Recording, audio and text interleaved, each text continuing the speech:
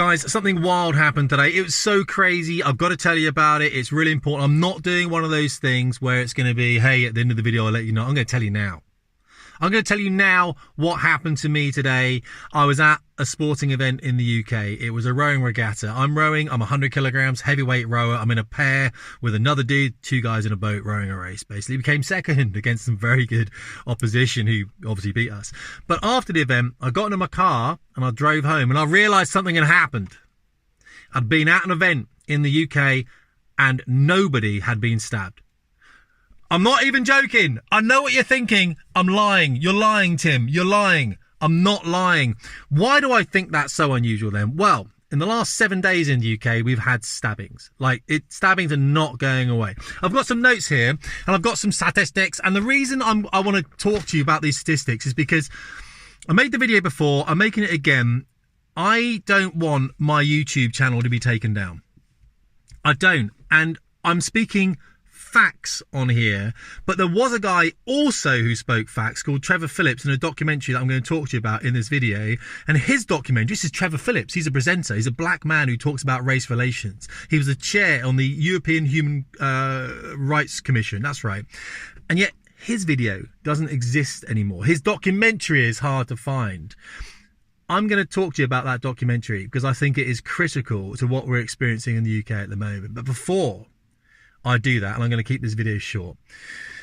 As I said, we've had stabbings over the last 7 days and it's been horrific. It's not going to stop. I think what we're doing is banning zombie knives, and we're blaming knives, aren't we? The knives are the problem. If we get rid of zombie knives, by the way, kitchen knives were used in half of all stabbings last year, kitchen knives.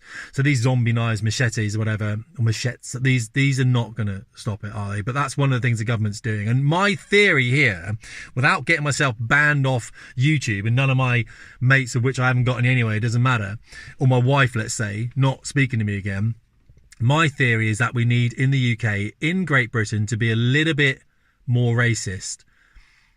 See how hard that is to say. And the reason I say that is what we need to do, guys, is be able to say things and be called racist. And that's what I mean by, I'm not saying we need to be racist, but we need to be able to say things where people call you racist and you have to kind of go, yeah.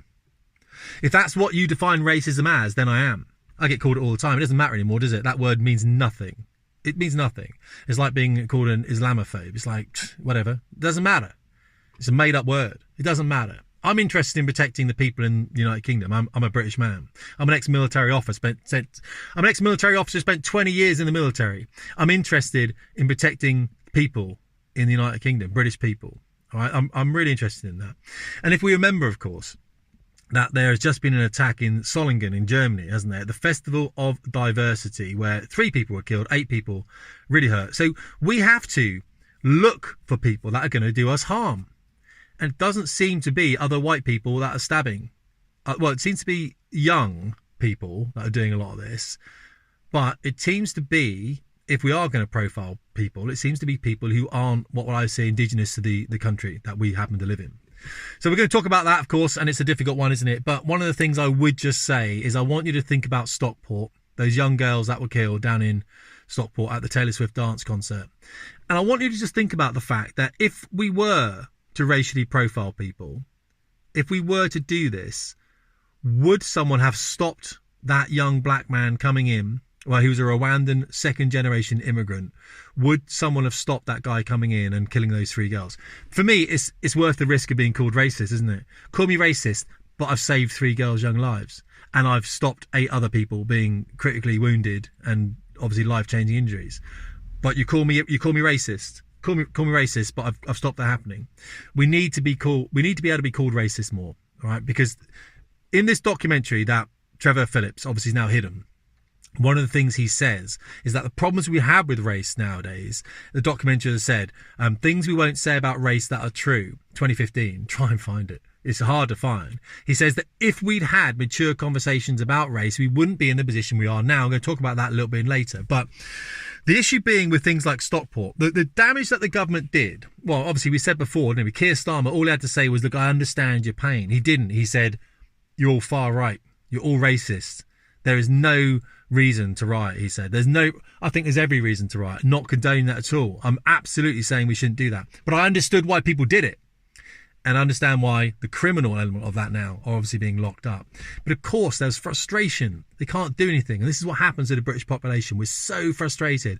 It's like we've been saying for 20 years to get control of immigration, and you haven't. And now we've got 745,000 coming in. I heard it was in the last 6 months. Even I've got mates in America going, bro, what's happening over there? It sounds pretty kind of whack. You know what I'm saying? It's like, it is whack, mate. It's crazy. And the other thing I would just say before I go on, and we're going to talk about Albanians and Poles now, is thank you for the people that have taken out memberships. I appreciate it, because I have to have this discussion with my wife. She says, why you got to talk about this stuff, Tim? Why do our friends and people say, I saw your video and you're a racist? Why does my wife have to put... Well, the reason she's got to put up with that, unfortunately, she married a dude that cares. So when you take out a membership, I appreciate you for doing so. It helps me to make these videos, guys. I know these videos aren't necessarily popular, and they're not popular with anyone. Even my mum, I told you this last time, I think my mum even phoned up and said, the family are saying you're racist now.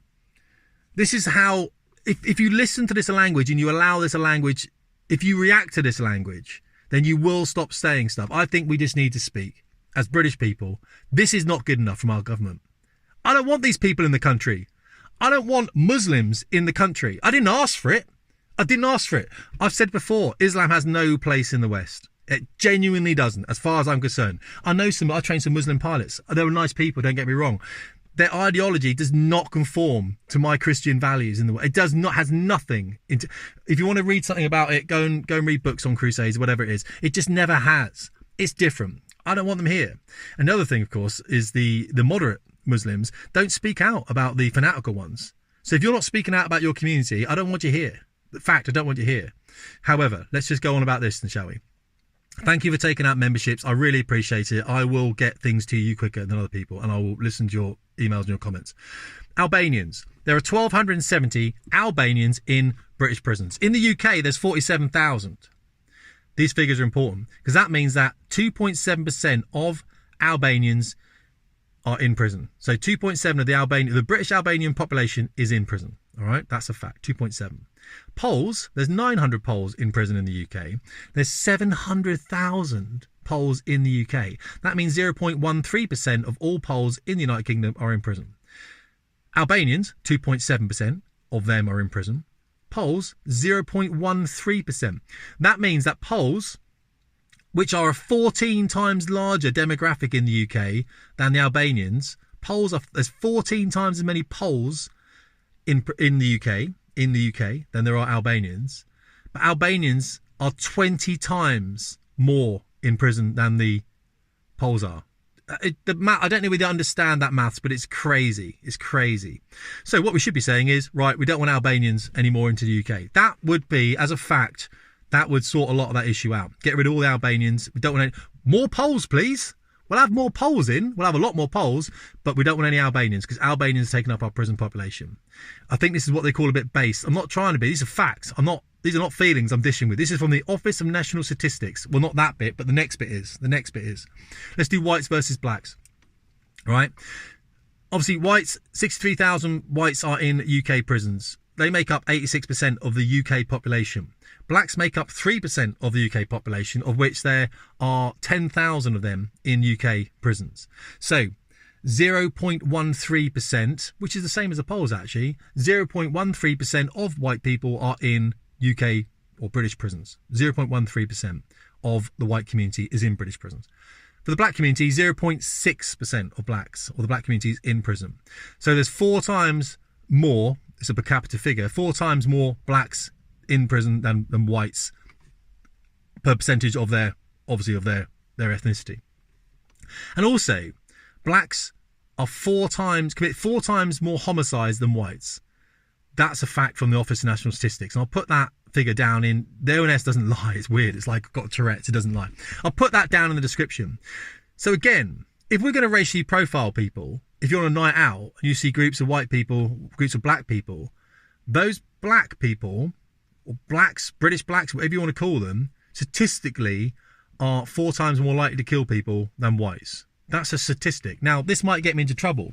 I don't deal in feelings, as I said before. I deal in facts. Facts keep you safe.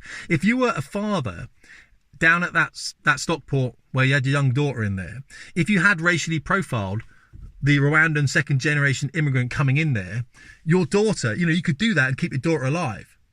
You got to be thinking about these things, because once the kids are dead, they're not coming back. You got to think about these things first, guys. You know, I'm quite passionate about this. I want to get these things out. It's obviously going to do me a huge amount of damage financially and professionally as well, isn't it? But thank you for the memberships. The memberships help. What is racism? Let's cover that quickly, and then let's talk about this Trevor Philips documentary. Racism is the belief that ethnic groups are different. They have different qualities, traits, characteristics. Some are superior, some are inferior. And we can go into, and this isn't eugenics, but we can go into IQ as well if you want to. And I think one of the things, the biggest things we're not talking about in the United Kingdom at the moment is groups' IQ levels.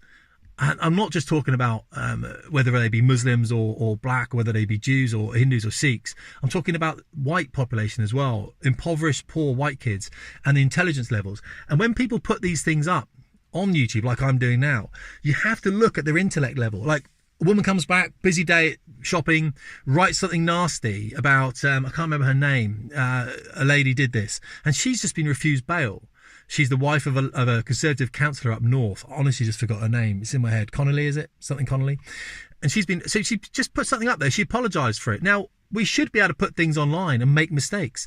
But sometimes intelligence levels, you know, we just make mistakes. I make mistakes. We should allow for that. But one thing we're not talking about are, unfortunately, those intelligence levels between different communities, and we need to, because then we could do something about it, couldn't we? We could stop maybe the Albanians going to prison as often as, say, the Poles. We could, you know, or more often than the Poles.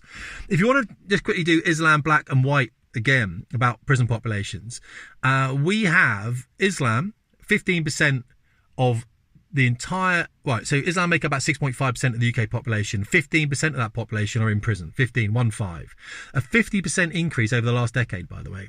Just thought I'd tell you that. Blacks, let's have a look. So blacks make up, I think it is, the population is 3%, but they're making up 13% of the prison population. Whites, obviously 86% of the UK population, but they're making up 73%. So the only one of those groups where they're making up less percentage of the prison population than their actual population in the UK is the white group. 86% of the UK, but only 73% of the prison population, whereas blacks make up 3% of the population in the UK and 13% of the prison population. Islam, 6.5% of the UK, and they have 15%. 15% of the population in prison are Muslims. Hit the comments, guys, if you think I'm speaking out of line here, or you've got different facts to me. I'm just covering facts. Let's talk about things we won't talk about, things we won't say about race. Right, this is the thing I'm going to read you. I'm going to leave you this now. I've got to read it from a tablet because it's actually hard to find the data on this.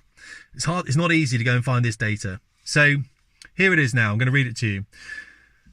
The documentary that I think we need to bring back up and resurrect and have a look at, because it is very interesting on how it clarifies what we should be doing. And this is what I've been saying from the beginning. You need to have honest conversations about race in the UK.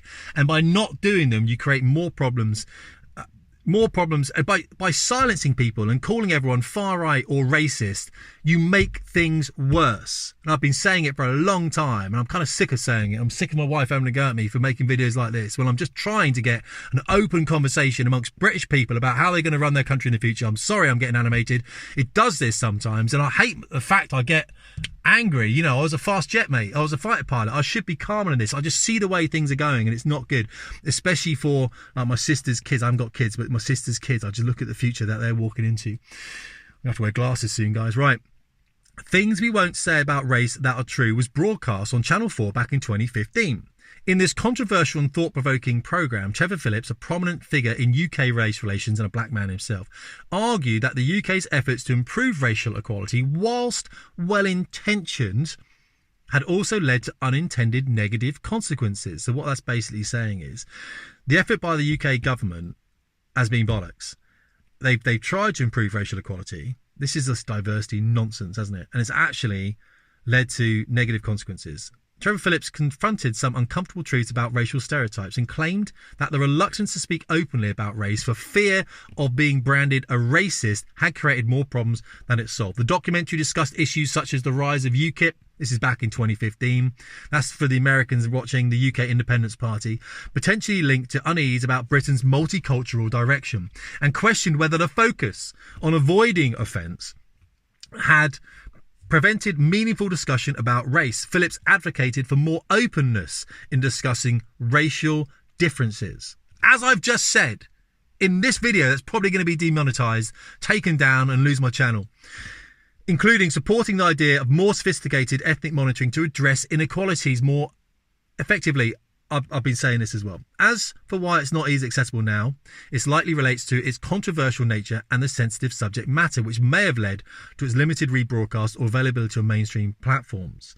Documentaries that obviously talk about race provoke strong reactions, as I'm sure this video is going to as well, guys. But look, it's worth looking up if you were interested. It's called, as I said, Things We Won't Say About Race That Are True. I did find it a while back in the Internet Archive. If you do find it, drop a link in a comment somewhere and I'll whack that link into the description. I'll even tag you in it, you know what I mean? And I will mention all my membership guys as well, and I will get this video out early for the membership people as well, because the memberships help, because I can go to my wife and I can say, look, people care about what I'm saying. Not much maybe, but they care. So what I'm saying is important, and she looks at it and she goes, oh, maybe it is important then, and then we have less arguments. You know how it works out, guys. But look, tell me what to do. Tell me what we're supposed to do. What do you think is going to be the answer here? Because if we don't talk about this stuff, it's going to continually to get worse. It's going to get worse. Islamophobia rules are going to come in, aren't they? Laws saying that we can't criticise Islam. And if there is one thing we all need to criticise as a Christian country, it's Islam. And it's fanatical Muslims, isn't it? Islamists. We need to criticise those. And also moderate Muslims need to criticise them too.